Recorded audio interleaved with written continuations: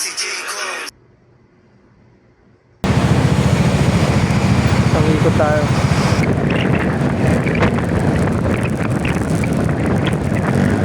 Alam nyo mga goy, ikwento lang ako konti.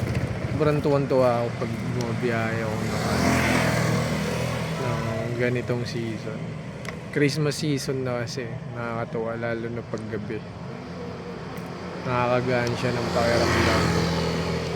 At the same time, nakakapag-ikot ka, tapos kumikita ka pa. Sa di nakakaalam, isa rin kasi akong MC taxi. Kaya no. Ito uniform ko, asul ako, blues ako, pre. Yun nga. Ang dami mong magiging realizations. Ang dami mong may imagine ng mga bagay na nakakatuwa. At saan dahil mong matututunan men sa daan. Plus pa yung mga nakakatawang daanan, maliwanag, mailaw na gusali. Basta yun yung mga bagay na nakakatawa pag bumabiyahe ako.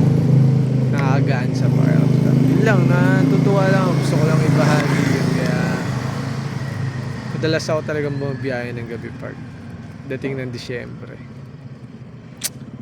Gusto ko lang. Tignan nyo. Isa to sa mga dahilan kung ba't gusto ko bumiyahe ng gabi.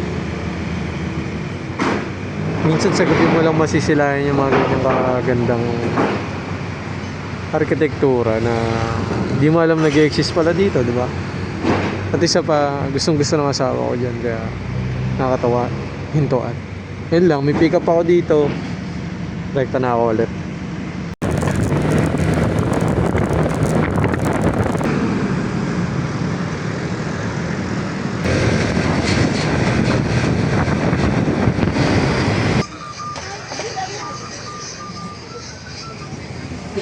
FT natin pre bago matulog.